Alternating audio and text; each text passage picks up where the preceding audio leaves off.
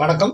சினிமாவில் பஞ்சு வசனங்கள், அதாவது சூப்பர் ஸ்டார் ரஜினி சார் வந்து நான் ஒரு தடவை சொன்னால் 100 தடவை சொன்ன மாதிரி பாட்ஷா படத்துலையும், அப்புறம் விஜய் சார் வந்து நான் ஒரு தடவை முடிவு பண்ணால் என் பேச்சை நானே கேட்க மாட்டேங்கிறது போக்கிரி படத்தில் விஜய் சார். அப்புறம் என்னோட வாழ்க்கையில் ஒவ்வொரு நாளும் ஒவ்வொரு நிமிஷமும் நானாக செதுக்குனதுரா அப்படிங்கிறது வந்து தலா அஜித் சார் பில்லா படத்துலையும். இப்படி நிறைய படங்கள் இப்போல்லாம் ஆக்ஷன் ஹீரோக்கள் படத்தில் பஞ்சு டயலாக் இல்லாத படமே கிடையாது. இதுக்கு முன்னோடி யாருன்னு பார்த்தா புரட்சி தலைவர் எம்ஜிஆர் தான். அவர் தான் வந்து முதன் முறையாக வந்து பஞ்சு டயலாக் பேச ஆரம்பிச்சது. கரிகாலன் குறிவைத்தால் அது தப்பாது அப்படிங்கிறது தான் ஃபர்ஸ்ட் வசனம்.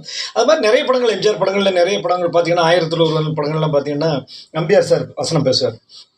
மதம் கொண்ட யானை என்ன செய்யும் தெரியுமா, உன்னை எம்ஜிஆர் சினம் கொண்ட சிங்கத்திடம் தோற்று போகும் அப்படிம்பாரு. இந்த மாதிரி நிறைய எங்கள் வீட்டு பிள்ளை நிறைய படங்களில் பஞ்சு டைலாக் ஃபேமஸ்ஸு. தவிர வந்து நாடோடி மன்னன் அப்படிங்கிற ஒரு படம் வந்து எம்ஜிஆர் வந்து முதன்முறையாக வந்து படம் தயாரித்து இயக்கிய படம். அவர் கையில் கை காசு அவர் சம்பாதித்த முழு படத்தையும் அந்த படத்தில் போட்டு ஃபைனான்ஸ் எல்லாம் வாங்கி எடுத்தார்.